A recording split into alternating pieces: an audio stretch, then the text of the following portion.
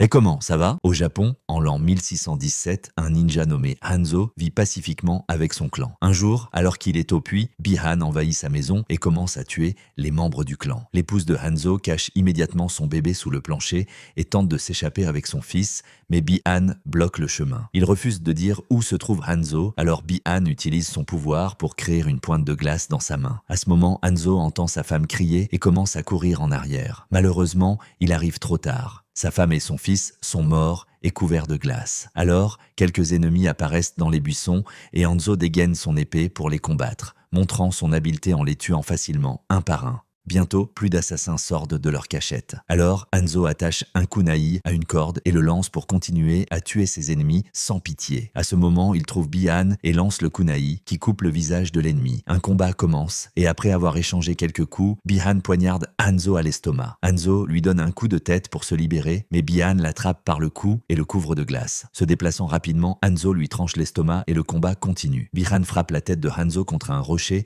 mais il continue de bouger, se battant jusqu'à être projeté contre un arbre. Alors, Bihan le poignarde à l'épaule avec le kunai et Hanzo s'évanouit. Après le départ de Bihan, Hanzo se réveille en entendant les pleurs d'un bébé. Il essaie de ramper vers la maison, mais s'effondre en mourant. À cause de la marque en forme de dragon sur son bras, une flamme magique apparaît dans sa main et brûle son corps, le faisant disparaître sans laisser de traces. Alors, Raiden apparaît magiquement et emporte le bébé. Dans ce monde, il existe 6 royaumes différents et les humains vivent sur le plan terrestre. Ces royaumes se battent dans le tournoi Mortal Kombat. Et si le plan terrestre n'en gagne pas un bientôt, le royaume de l'outre-monde l'envahira. Une ancienne prophétie dit que l'héritier de Hanzo réunira un groupe de champions pour enfin remporter une victoire. Au présent, Cole entre dans une cage pour un autre combat de MMA. Dans la foule excitée, Jax observe avec intérêt. Cole se bat très bien et démontre une habileté impressionnante. Mais son adversaire l'attrape et le maintient là assez longtemps pour gagner. Plus tard, dans les toilettes, Cole se nettoie quand il a soudain une vision étrange. Il met ça sur le compte de ses blessures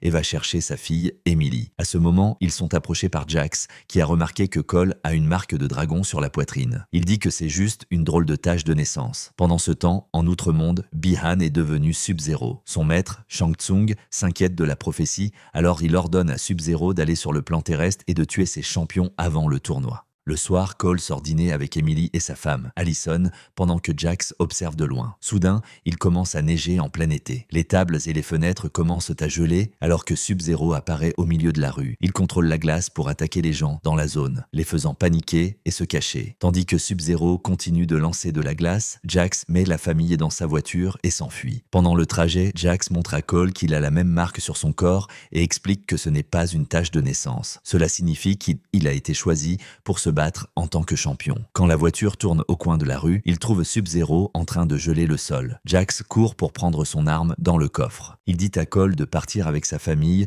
lui donnant une adresse pour trouver une femme nommée Sonia. Quand Sub-Zero se cache à l'intérieur d'un bâtiment, Jax le poursuit et trouve de la glace couvrant tous les murs et les escaliers. À l'étage, Sub-Zero surprend Jax par derrière et attaque. Jax essaie d'ouvrir le feu, mais Sub-Zero gèle l'arme et la détruit. Les hommes continuent de se battre au corps à corps et Jax réussit à très bien suivre.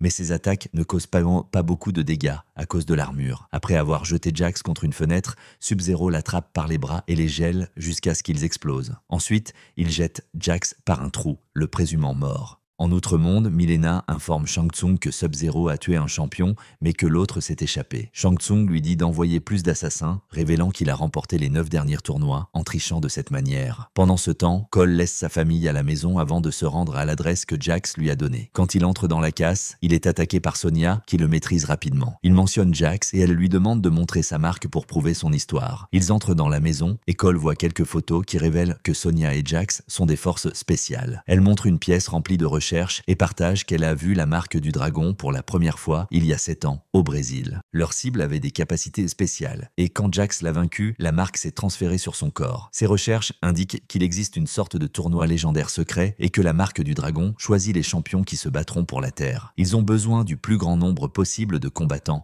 car la plupart des champions de la Terre ont été tués. Quand Cole regarde une photo de Hanzo, il a de nouveau cette vision étrange. À ce moment, quelqu'un parle depuis l'ombre. Alors Cole allume les lumières désert pour découvrir que Sonya a un prisonnier nommé Kano. C'est un mercenaire qui a reçu la marque après avoir été engagé pour tuer l'un des champions. Kano continue de faire des commentaires salaces sur Sonya, alors elle le frappe pour le faire taire. Soudain, le courant se coupe et Sonya découvre un trou dans le plafond causé par de l'acide. Alors, quelque chose d'invisible commence à se déplacer dans la pièce, renversant quelques objets avant d'attaquer Cole. Lorsque la créature invisible fait tomber Kano, Sonya ouvre le feu et la force à se révéler. Tandis que Reptile lâche Kano, il lui coupe le visage avec ses griffes. Sonya n'a plus de balles et commence à lancer des couteaux. Les deux premiers atteignent Reptile, mais alors qu'il s'enfuit, le dernier touche la jambe de Kano. Reptile redevient invisible et se cache au plafond, où il crache un peu d'acide sur une poutre. Ensuite, il attaque Sonya et Cole, qui ne peuvent pas se défendre car ils ne peuvent pas le voir. Kano remarque que l'acide ronge la poutre métallique, alors il place ses menottes dessous pour les briser et se libérer. Puis, il se joint au combat avec un couteau et une fusée éclairante. Il l'allume avant de la planter dans le corps de Reptile. La créature court à travers la pièce et déclenche accidentellement un incendie avant de devenir visible. Les trois humains continuent de le combattre et Reptile utilise sa langue pour capturer Kano. Cole lance un couteau à Sonya pendant qu'elle saute et elle réussit à poignarder Reptile à la poitrine seulement pour être repoussée. Reptile lâche Kano dans le processus, alors il empale le monstre avec sa main pour lui arracher le cœur. Sonya est frustrée car toutes ses recherches ont brûlé. Kano révèle qu'il connaît l'emplacement du temple où les champions s'entraînent avant le tournoi, mais refuse de le partager. Sonya le convainc de les y emmener, promettant de lui payer 3 millions de dollars, mais admet à Cole en privé qu'elle n'a pas l'argent. Le lendemain, un ami de Kano les transporte en avion vers le temple. Pendant le voyage, Cole continue de rêver de ces visions étranges. Lorsqu'ils arrivent dans le désert, ils sautent de l'avion en parachute. Maintenant, ils doivent marcher le reste du chemin. Kano continue de se comporter comme un idiot et accuse Sonya d'être jalouse parce qu'il a une marque et pas elle. Une dispute se transforme en un vrai combat et Sonya prouve qu'elle n'a pas besoin de la marque pour le dominer en quelques secondes seulement. Kano veut qu'elle en finisse, mais Sonya refuse de le tuer. Après beaucoup de marches, le groupe rencontre Liu Kang qui lance une attaque de feu sur Kano quand il l'insulte. Liu Kang se présente comme l'un des champions et accepte de les emmener au temple. Le groupe marche encore quelques kilomètres et trouve des tunnels cachés dans les montagnes. Liu Kang explique que c'était autrefois un temple sacré tout en utilisant son pouvoir pour ouvrir une porte secrète. Dans la pièce suivante, il trouve des peintures des tournois précédents décorant les murs, ce qui rappelle à Cole ses visions. Kano essaie de voler certaines des décorations, mais Liu Kang le force à les remettre en place. Sonya voit des moines entrer dans une pièce à l'arrière et les suit pour trouver un Jax inconscient. Liu Kang explique que la glace a cautérisé ses blessures et que les moines pourront le guérir, mais cela prendra du temps. Ensuite, Liu Kang présente le trio à Lord Raiden, qui pense qu'ils ne sont pas en état de se battre. Quand Kano se plaint, Raiden le frappe avec un éclair. Il explique que l'Outre-Monde a gagné 9 fois de suite et une victoire de plus leur accordera le contrôle de la Terre pour toujours. Pendant ce temps, un vent froid soudain éteint le feu de Liu Kang et il découvre que Sub-Zero est entré dans le temple. Il lance immédiatement une boule de feu, mais Sub-Zero l'esquive et riposte avec une attaque de glace qui projette Liu Kang en arrière. Alors que Sub-Zero est sur le point de poignarder Liu Kang avec une lance de glace, un chapeau en métal le projette soudainement contre le mur. C'est l'arme de Kung Lao qui est venu aider son ami. Shang Tsung et Milena apparaissent également pour aider Sub-Zero. Cependant, Raiden se téléporte devant eux pour les bloquer avec ses pouvoirs de foudre, créant un champ d'énergie qui force les ennemis à partir. Après, Cole et Kano sont emmenés dans une arène où ils peuvent éveiller leur pouvoir, mais Sonya n'est pas autorisée à les rejoindre car elle n'a pas la marque. Elle va voir comment va Jax, qui se réveille enfin et découvre qu'il a reçu des bras mécaniques. Dans l'arène,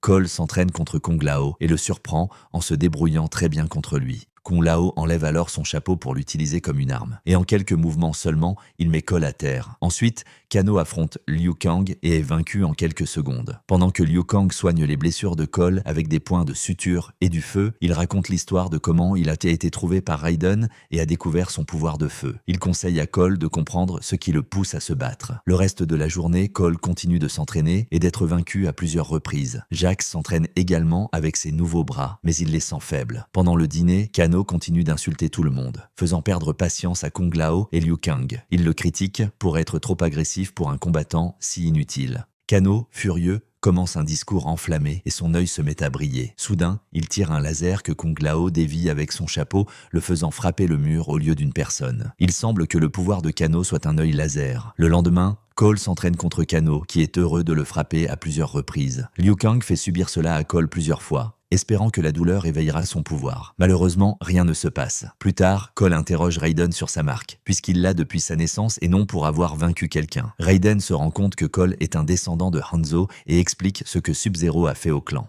Quand Hanzo est mort, il est descendu aux enfers, où il cherche sans cesse à se venger en enfer. Sa lignée a continué lorsque Raiden a sauvé la fille de Hanzo. Raiden pense que Cole n'est pas assez fort pour cela et ouvre un portail pour le renvoyer auprès de sa famille. Pendant ce temps, Shang Tsung rassemble plus de combattants et leur ordonne de trouver un moyen de briser la barrière de Raiden. Kabal s'est battu avec Kano par le passé et lui en veut, alors il élabore un plan. Quelques instants plus tard, Kabal apparaît à l'extérieur de la barrière et provoque Kano avec quelques insultes, mais lui offre également beaucoup d'argent pour changer de camp. Alors, Kano utilise son laser sur le dispositif qui alimente le bouclier d'énergie. L'explosion le projette au loin, mais détruit également la barrière. De la fumée noire entre dans le temple alors que Shang Tsung arrive avec son équipe et un combat commence entre les deux camps. Jax affronte Reiko qui le met facilement à terre avec son marteau et le projette pour le mettre KO. Sonya se bat contre Mileena et en fait se débrouille très bien au début. Cependant, Mileena est beaucoup plus forte et la domine bientôt, la poignardant à plusieurs reprises. Elle jette Sonya dans l'arène et reprend son arme pour lécher le sang. Cela lui fait réaliser que Sonya n'est pas une championne. Alors elle refuse de la tuer car cela n'en vaudrait pas la peine. Après la disparition de Mileena, Kano attrape Sonya et enfonce son pouce dans sa blessure avant de la jeter sur les rochers. Ensuite, il utilise son laser pour détruire une statue et les débris tombent sur Sonya. Quand Jax se réveille, il voit son ami piégé et essaie de déplacer les rochers en vain. Il est si désespéré de sauver Sonya qu'il éveille son pouvoir, faisant évoluer ses bras en modèle plus avancé. Maintenant, il peut déplacer les débris sans effort. Liu Kang poursuit Kabal, mais ses boules de feu sont rapidement bloquées. Kabal le met à terre pour continuer le combat, montrant le pouvoir de se déplacer incroyablement vite. Pendant ce temps, Kung Lao lance son chapeau sur Shang Tsung, qu'il esquive facilement. Il refuse de se battre avec un soldat inférieur, alors il invoque Nitara. Elle pousse un cri perçant en volant dans l'ombre. Ainsi, Kung Lao ferme les yeux et se concentre. Quand Nitara l'attaque par derrière, il l'entend et esquive avant de sauter sur elle. Kung Lao contrôle son chapeau pour le faire tomber au sol et commencer à tourner. Puis il pousse Nitara vers le bas, la faisant tomber sur le chapeau et coupant tout son corps en deux. Au même moment, la fumée noire entre dans le hangar de Cole. Il sent que quelque chose ne va pas et sort seulement pour trouver Goro. Il jette Cole de côté et essaie de s'en prendre à la famille, mais Cole montre sa marque pour garder son attention sur lui. Alors, il entre dans le hangar et attrape un pied de biche avant de se cacher, attendant que Goro entre par la porte. Cependant, Goro traverse le mur d'un coup de poing et attrape Cole avec ses multiples bras pour le rouer de coups. Goro casse également les poutres en bois pour les utiliser comme armes, ce qui fait que le hangar commence à s'effondrer. Cole essaie de sortir le plus vite possible, mais les débris lui tombent dessus et le piège. Goro le retire des décombres et se prépare à lui arracher la colonne vertébrale. Allison, désespérée, attrape une hache et frappe Goro, qui la repousse simplement. Allison et Emily courent se cacher dans la voiture et la conduisent en avant pour écraser l'ennemi. Cependant, Goro l'arrête facilement avec sa force. Il écrase le toit et arrache la porte avant de traîner Allison dehors. Cole est désespéré de sauver sa famille, alors ses yeux commencent à briller. Son pouvoir s'éveille enfin et couvre son corps d'une armure dorée. Il court vers Goro et est frappé par la portière de la voiture, mais l'armure absorbe l'impact et il ne ressent aucune douleur. Avec sa nouvelle force, Cole attrape Goro et lui casse un de ses avant-bras. Il le remet simplement en place et commence à le frapper avec tous ses poings. Alors Emily crie à Cole d'utiliser son fameux crochet. Cole le fait, ce qui repousse un Goro choqué. La prochaine fois que Goro l'attaque, l'armure brille et fait apparaître deux armes. Le combat continue et Cole réussit à couper l'une des mains de Goro. Après avoir aussi coupé son ventre, Cole poignarde Goro dans l'œil pour finalement le tuer. Au temple, Raiden sent l'éveil de la lignée de Hanzo et ouvre un portail pour ramener Cole. Raiden active alors à nouveau son éclair pour s'échapper avec les champions. Cependant, il ne téléporte que Jax et Sonya à l'extérieur. Au moment où il s'apprête à emmener les autres, Sub-Zero lance une attaque de glace qui bloque l'éclair et fait tomber Cole. Alors que Sub-Zero est sur le point d'attaquer à nouveau, Kung Lao lance son chapeau pour le bloquer. Shang Tsung utilise son pouvoir pour attirer Kung Lao vers sa main et commence à aspirer son âme pour le tuer. En entendant les cris, Liu Kang repousse Kabal d'un coup de poing et court vers l'arène, mais il est trop tard. Cole corte pour attraper Liu Kang afin qu'il ne fasse rien de stupide et un éclair soudain les téléporte hors du temple. Toute l'équipe apparaît dans le vide, un espace entre les royaumes où ils ne peuvent pas être suivis. Raiden remet le kunai de Hanzo à Cole. Il téléporte chaque membre de l'équipe séparément pour contenir les combats. Jax apparaît devant Reiko et arrête le marteau avec ses nouveaux bras. Après l'avoir brisé, Jax frappe Reiko à plusieurs reprises et lui écrase la tête entre ses mains pour une mort instantanée. Kano est dans la maison de Sonya, alors elle se cache sous le plancher plancher et utilise une trappe pour lui couper la jambe. Elle le surprend ensuite par derrière et réussit à le poignarder dans le dos. Ils échangent plusieurs coups et Sonia arrête le laser en brisant une bouteille sur le visage de Kano. Puis, elle disparaît. Kano pense qu'elle est descendue par la trappe et tire son laser dessus, mais elle est en fait dans l'autre pièce. Sonia lui lance une bouteille d'acétone, désactivant temporairement son œil. La bataille continue dans la salle de bain où ils utilisent un tas d'objets aléatoires pour se frapper avant que Sonia ne soit projetée par la fenêtre. Kano la suit et l'attrape dans une prise d'étranglement. Mais heureusement, Sonia trouve un nain de jardin par terre et poignarde Kano dans l'œil pour finalement le tuer. Cela fait apparaître la marque sur son bras. Pendant ce temps, Liu Kang est prêt pour Kabal cette fois, l'attaquant avec des coups de poing de feu tout en esquivant ses doubles épées. Après avoir échangé quelques coups, Liu Kang donne plusieurs coups de pied à Kabal dans la poitrine pour le projeter dans des sables mouvants noirs. Puis Liu Kang invoque un dragon de feu qui brûle Kabal jusqu'aux cendres. Cole a des problèmes avec Mileena, qui réussit à porter plusieurs coups en attaquant par surprise car elle est capable de traverser des portails rapides. Mileena rugit alors que son visage s'ouvre, révélant une bouche plus grande et des dizaines de dents. Quand elle essaie de mordre Cole, il bloque sa bouche avec l'arme. À ce moment, Sonia apparaît et utilise son nouveau pouvoir pour tirer un rayon de plasma, qui tue Mileena instantanément avec un trou dans son ventre. De retour à la maison de Cole, Sub-Zero apparaît devant la porte. Puis il surgit devant Cole et montre qu'il a pris le bracelet d'Emily, qu'il gèle pour le détruire. Un Cole furieux le suit à l'intérieur du nuage de fumée et est téléporté dans sa salle de sport, où la glace retient sa famille captive. Sub-Zero attaque Cole et un autre combat commence. La glace gèle l'arme de Cole et il est projeté au loin en étant désarmé. Avec quelques coups de poing supplémentaires, Sub-Zero commence à geler également l'armure de Cole. Cole sort le kunai pour attaquer et Sub-Zero le retourne contre lui, alors Cole l'arrête avec sa main. Le kunai le fait saigner et le contact avec le sang enflamme le kunai. Sub-Zero se rend compte que c'est la lame de Hanzo et s'apprête à l'utiliser pour achever Cole, mais soudain son bras est transpercé par une chaîne. Il s'avère que la flamme avait ramené Hanzo de l'enfer, confirmant qu'il était l'homme des visions de Cole. Hanzo tire la chaîne pour rapprocher Sub-Zero et attaque avec son katana. Alors Sub-Zero se défend avec une lame de glace. Ils échangent quelques coups avant que Hanzo ne poignarde Sub-Zero avec le kunai. Il annonce que son nom est désormais Scorpion. Pendant que les hommes continuent de se battre, Cole se concentre sur son pouvoir pour essayer de briser la glace.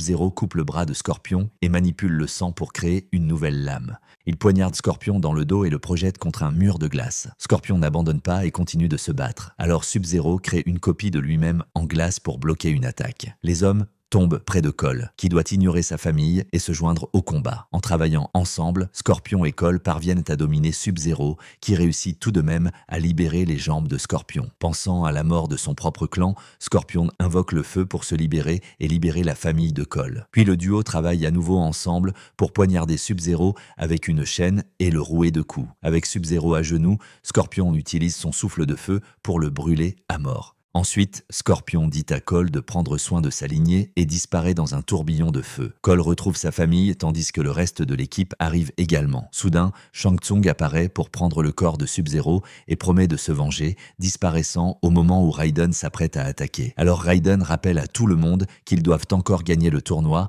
et les envoie trouver plus de champions. Finissant ainsi Mortal Kombat, film de science-fiction et de fantasy de 2021. Et je vous attends dans la prochaine vidéo.